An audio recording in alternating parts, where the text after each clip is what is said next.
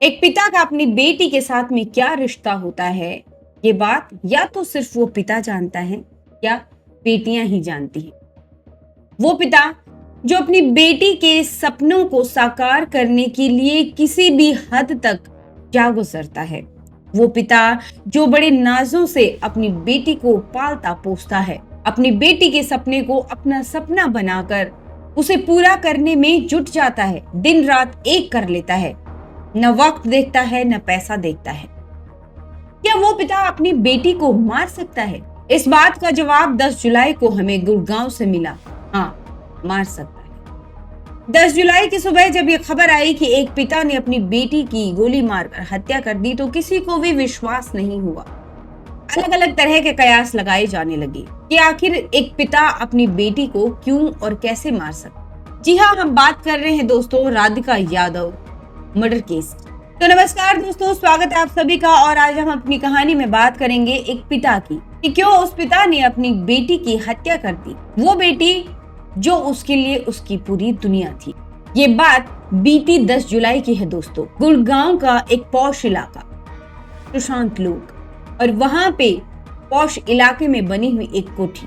पहली मंजिल पे राधिका यादव के पिता दीपक यादव अपनी परिवार के साथ में रहते थे। उनके परिवार में उनकी पत्नी, उनकी बेटी राधिका यादव और उनका एक बेटा रहता था, जबकि ग्राउंड फ्लोर पे राधिका यादव के चाचा जी रहते थे। 10 जुलाई की सुबह सुबह अचानक से फर्स्ट फ्लोर पे गोलियों की आवाजें आती हैं। जैसे ही ये आवाजें राधिका के चाचा के कानों में सुनाई पड़ती हैं, वो भागकर फर्स्ट फ्लोर पर पहुंचते हैं। वो जैसे ही घर में घुसते हैं तो देखते हैं कि सामने किचन में राधिका की लाश खून से लथपथ पड़ी हुई थी। उस समय राधिका का कजन भी वहां पर पहुंचता है।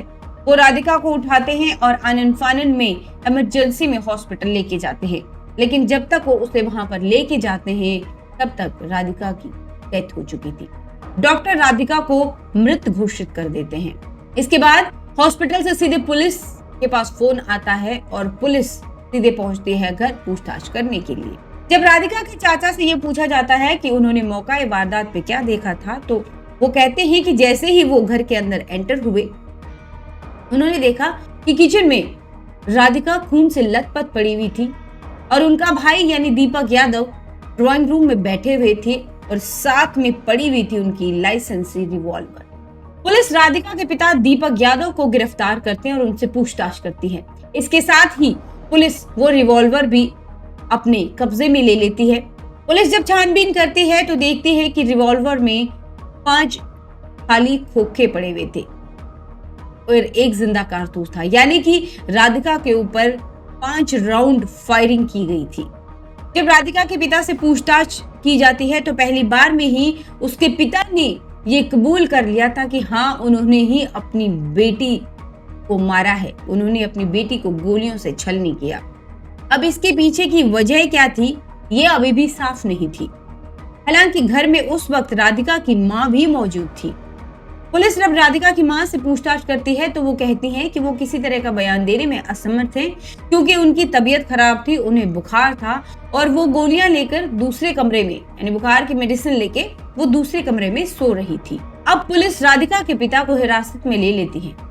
पहली पूछताछ में राधिका के पिता ये कहते हैं कि वो समाज में जो ताने होते हैं उनसे परेशान थे, क्योंकि जो उनके आसपास उनके पड़ोसी और जो उनके रिश्तेदार थे दीपक यादव के, राधिका के पिता के, वो कहते थे कि तुम बेटी की कमाई खा रहे हो, यानी तुम्हारी बेटी कमा रही है और तुम खा रहे हो।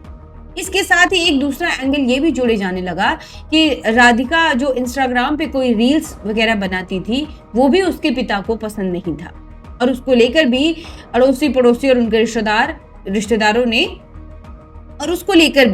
उसके रिश्तेदारों ने उसके पिता को ताना मारा था। उसके पिता ने जो पुलिस को जो बयान दिया उसके मुताबिक, जिससे वो समाज के तानों को बर्दाश्त नहीं कर पाए और उन्होंने अपनी बेटी को मार डाला। लेकिन आप खुद सोचिए, क्या ये एक कारण हो सकता है कि एक पिता अपनी बेटी को इस वजह से मारे? क्योंकि अगर खबरों की माने दोस्तों तो राधिका के पिता प्रॉपर्टी में इन्वेस्ट करते थे और अगर खबरों की ये माने तो कम से कम 17 से 18 लाख रुपए उनको सिर्फ किराया ही आता था।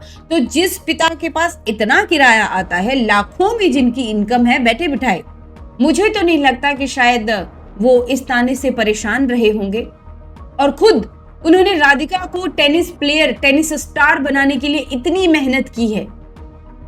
आपको अगर याद हो तो खबरों में राधिका यादव के जो कोच हैं उनकी भी एक बाइट चल रही है जो बहुत ज्यादा इस वक्त सुर्खियों में है, और वो अपनी बाइट में ये ही कह रहे हैं कि राधिका यादव के जो पिता थे वो राधिका की फिटनेस का ध्यान रखते थे, उसके खाने पीने का ध्यान रखते थे और उसकी जिमिंग का ध्यान रखते थे। वो देखते थे कि वो टाइम से प्रैक्टिस कर रही है, नहीं कर रही है। और अभी 2 साल पहले जब उसके कंधे में जब इंजरी हुई थी और उसने खेलना बंद कर दिया था, तब उसके पिता ने और उन दोनों ने मिलकर यही सोचा था। उसने अपने पिता को ये कहा था कि मैं अब कोच का काम करना चाहती हूँ और मैं कोचिंग करूंगी। तो उसके पिता उसमें भी उन्होंने कोई असहमति नहीं जताई थी। उन्होंने कहा था कि हाँ करो, हम तुम्हारे साथ हैं। तो वो जो टेनिस कोर्ट हैं उनको किराए पे लेकर और वहां पे बच्चों को टेनिस सिखा रही थी। हालांकि खबरें ये भी है दोस्तों कि राधिका के पिता ने राधिका की एकेडमी में 1.5 करोड़ रुपए खर्च करे हैं। लेकिन पुलिस का एक ये बयान भी सामने आ रहा है कि राधिका जो अलग अलग जगहों पर टेनिस कोर्ट जो लेती थी और उसमें ट्रेनिंग देती थी, वो उसके पिता को नामंजूर था।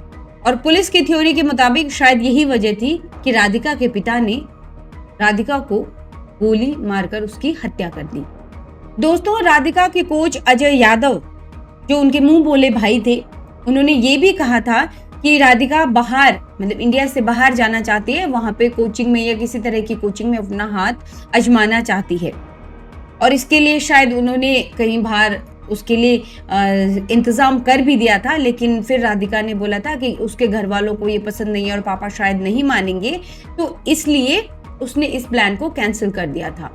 यानी जिस हिसाब से अब राधिका के कोच अजय यादव का जो बयान है, जिस तरह से वो कह रहे हैं कि राधिका बाहर जाना चाहती थी और शायद उसके पिता को ये पसंद नहीं था और इस बात को लेकर ही दोनों में अनबन रहती थी, तो शायद यही बाहर जाना भी ये भी एक कारण रहा हो। बहरहाल राधिका के पिता दीपक यादव को 14 दिन की पुलिस हिरासत में ले लिया गया है। अब बहरहाल हत्या का कोई भी कारण रहा हो दोस्तों, लेकिन ये सच में ये कहानी बहुत ही हैरान करने वाली है। कहानी में जो भी अपडेट्स होंगे हम आपको बताते रहेंगे। फिलहाल आज के लिए इतना ही।